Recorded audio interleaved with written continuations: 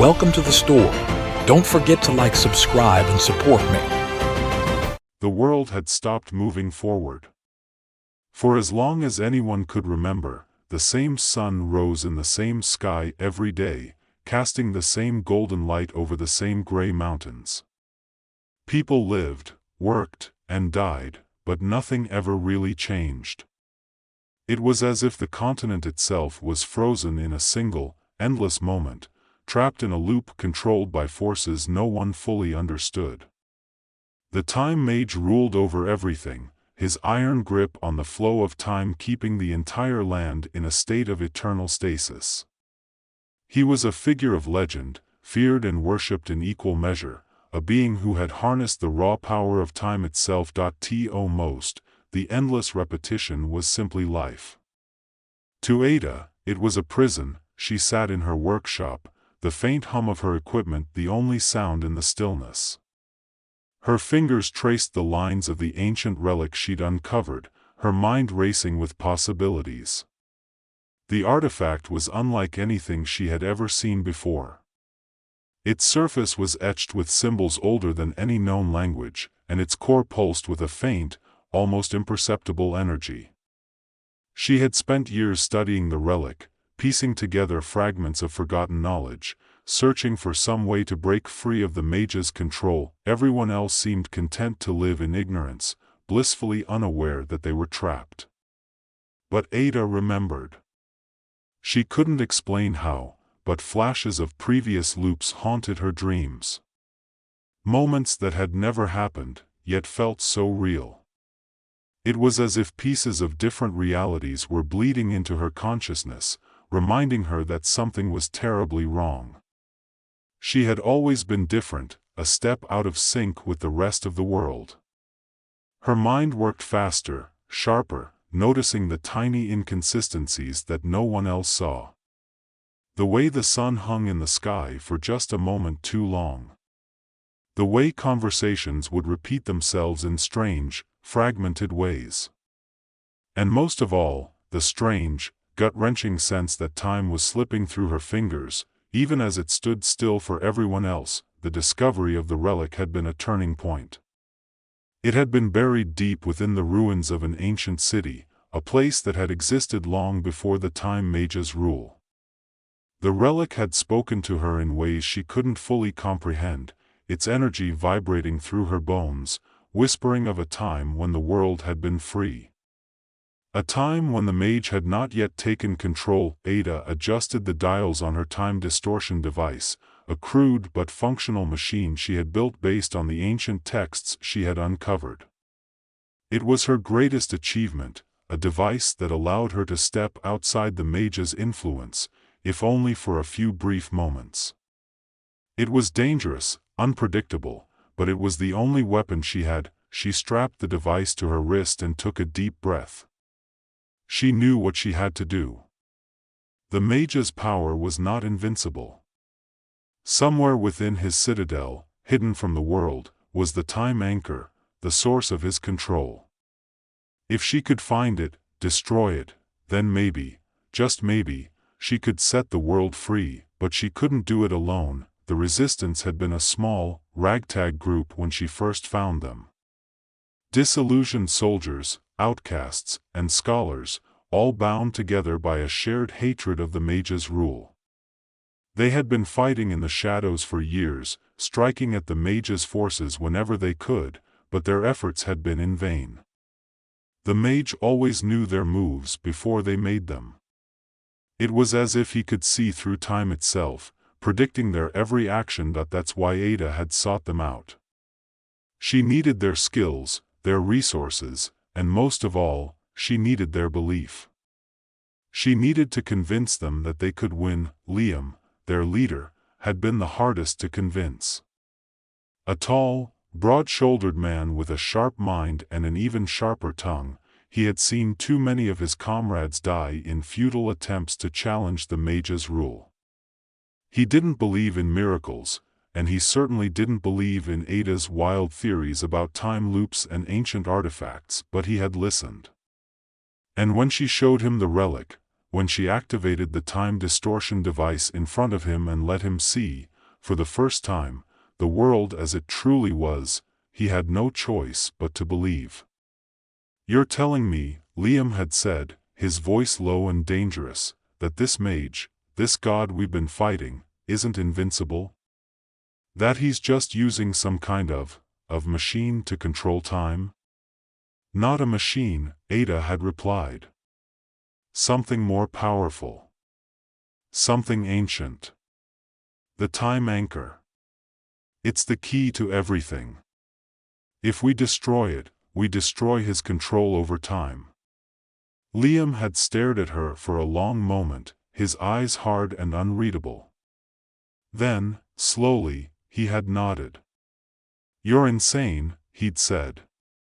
"But if you're right, this might be our only chance." The plan was simple, at least on paper. They would infiltrate the mage's citadel, locate the time anchor, and destroy it. Of course, it was far easier said than done.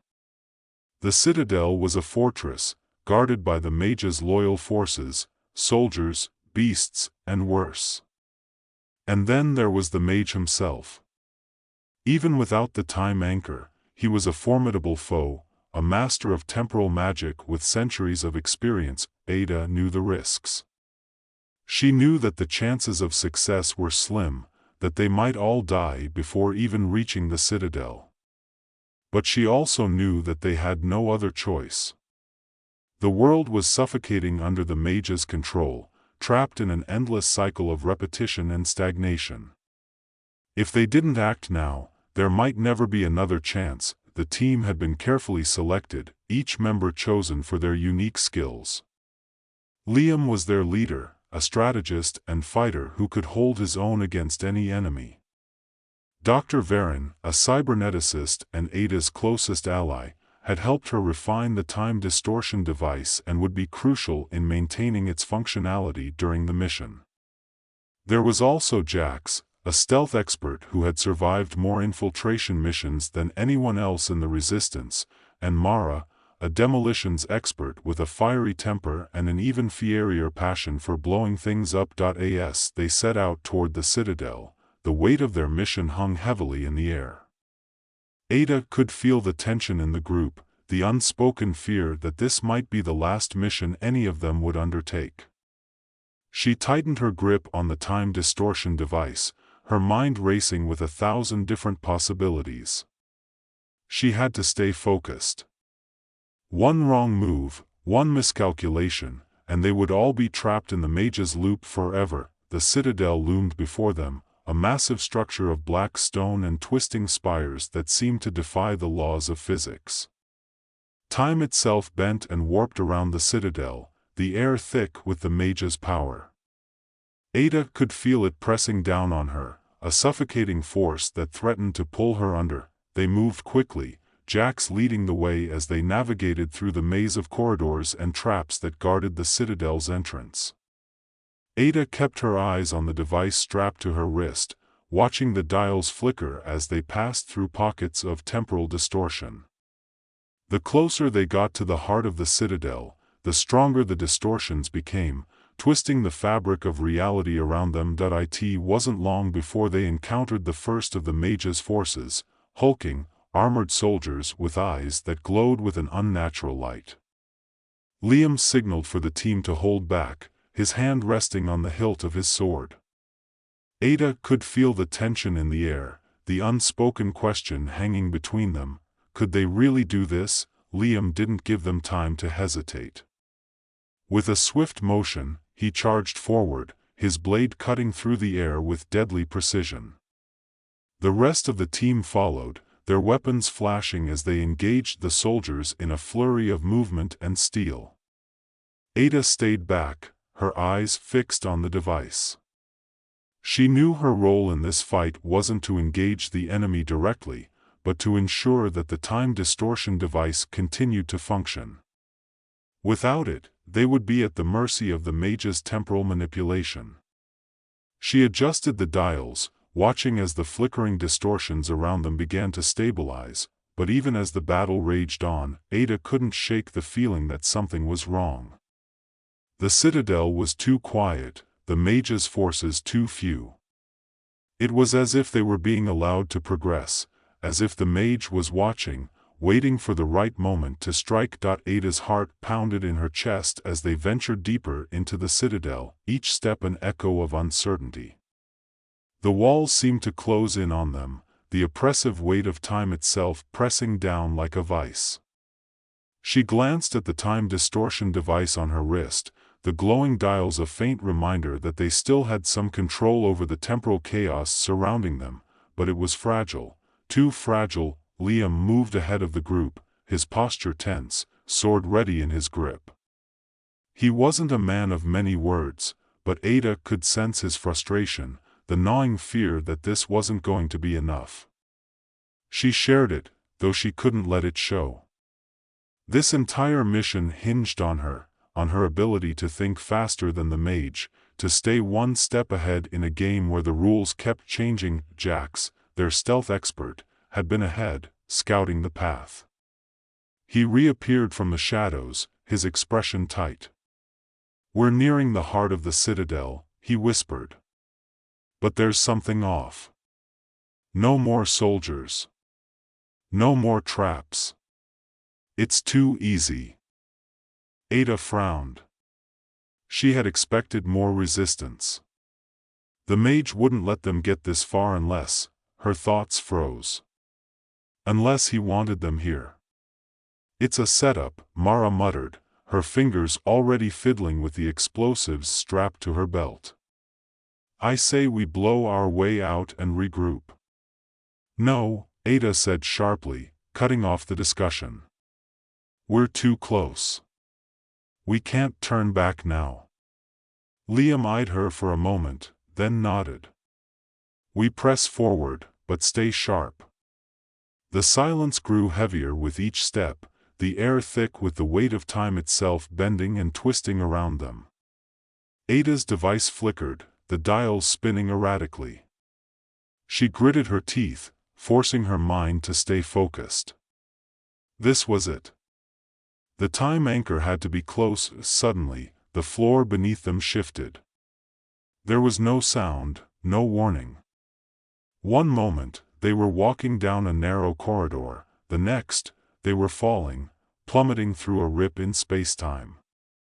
Ada's vision blurred, the world twisting into a kaleidoscope of light and shadow as she tumbled through the void. Her fingers scrambled for the device, trying to stabilize their descent, but the forces tearing at them were too strong. When they hit the ground, the impact was bone-jarring. Ada gasped, her lungs burning as she struggled to breathe. The others lay scattered around her, groaning in pain. And then she saw him. The time mage stood at the far end of the chamber, his form indistinct, as if he was a part of the very air itself. He radiated power, an ancient, otherworldly presence that sent a shiver down her spine. His eyes, glowing with the light of 1,000 timelines, locked onto hers. "So, you've come to break the chains of time," he said, his voice a low, rumbling echo that seemed to vibrate through the very fabric of reality. "Foolish." Ada staggered to her feet, her hand still gripping the device. "Your reign is over," she spat, trying to mask the tremble in her voice. "We know about the time anchor.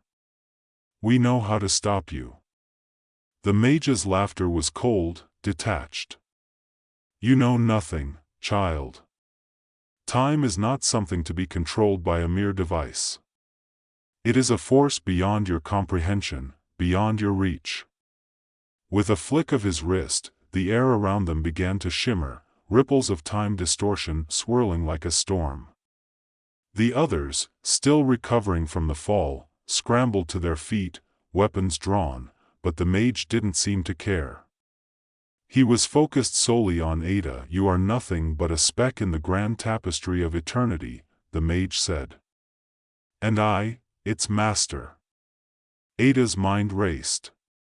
She had expected a fight, but not like this.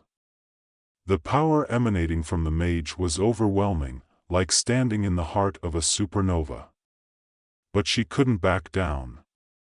She couldn't let this be the end. she adjusted the dials on the device, praying it would hold together long enough to give them a chance. "You might control time," she said, her voice steady, "but you've made one mistake." The mage's gaze sharpened, curious. "Oh? You underestimated what we're willing to sacrifice to stop you." With a sudden movement, she slammed her hand down on the device, pushing it to its limits. The air around them exploded into a cacophony of light and sound as the distortion field expanded, engulfing the entire chamber in a bubble of disrupted time. Everything slowed, the mage's form flickering as his control wavered. "Now!" Liam shouted, lunging forward with his sword. The others followed suit, attacking the mage from all sides, their movements slowed but precise. The mage raised his hands, deflecting their strikes with bursts of temporal energy, but Ada could see it, the slight hesitation, the faltering in his defenses. He wasn't invincible. He could be beaten. As the battle raged around her, Ada focused on the time anchor. It was here, somewhere in this chamber, hidden but close. Her eyes scanned the room, searching for any sign of it. And then she saw it, a faint glow at the center of the floor, barely noticeable beneath the chaos. Without hesitation, she sprinted toward it, dodging the temporal distortions that rippled through the air. The others were holding their own against the mage, but they wouldn't last long. Time itself was their enemy, and the mage was using it against them. Ada reached the glowing spot and knelt down, her hands trembling as she brushed away the dust to reveal the anchor. It was a simple, unassuming object, no larger than her hand, yet it pulsed with the power of the entire timeline. She could feel it, the weight of centuries, of millennia, bound to this single point. "Do it!" Liam shouted, his voice strained as he fought off another burst of energy. Ada didn't hesitate. She raised her hand, her heart pounding in her chest, and brought the device crashing down on the anchor. The moment it made contact, the world exploded into a blinding white light. Time fractured. For a brief, terrifying moment, Ada felt as though she was being torn apart, pulled in a million different directions as the fabric of reality unraveled. The timelines that the mage had so carefully woven together began to collapse, folding in on themselves, shattering into 1,000 pieces. And then, just as suddenly, it was over. The light faded, and the world returned to focus. Ada blinked, disoriented, her body aching from the strain. She looked around, expecting to see the mage standing over them, but he was gone. The chamber was empty, save for her team, who lay sprawled on the ground, groaning in pain but alive. It had worked. The time anchor was destroyed, and with it, the mage's control over time had been severed. Ada stumbled to her feet, her legs shaking. The device on her wrist was shattered, its once glowing dials now dark and lifeless. She had pushed it too far, and now it was nothing more than a useless piece of metal. But it didn't matter. They had won. Liam approached her, bloodied and battered but with a look of grim satisfaction on his face.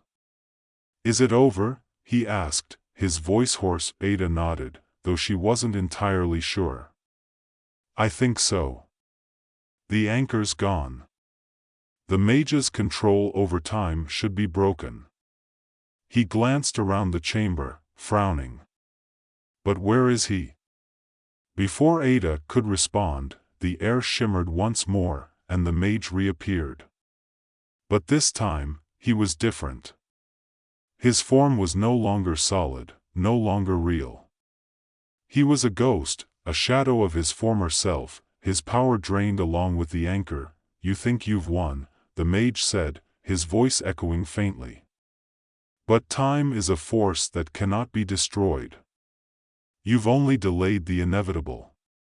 Ada stepped forward, her gaze steady. "Maybe. But for now, the world is free. And that's enough." The mage's form flickered, his glowing eyes dimming as he slowly faded from existence. "Foolish children," his voice trailed off into silence, and then he was gone. For a long moment, no one spoke. The only sound was the faint hum of the citadel, now devoid of the temporal energy that had once filled it. Finally, Liam let out a breath and clapped Ada on the shoulder. "You did it." Ada shook her head, her mind still reeling from the enormity of what they had just accomplished. "We all did." The team gathered together, their exhaustion palpable, but there was a quiet sense of triumph in the air. They had fought the impossible and won. The world was theirs again, no longer trapped in the endless cycle of the time mage's making, but as they made their way out of the citadel, Ada couldn't shake the feeling that something was still wrong. The world outside looked the same, but she knew that time didn't work that way. The mage was right, time couldn't be destroyed. It could only be bent, reshaped, redirected. She glanced at the others, their faces filled with relief and hope.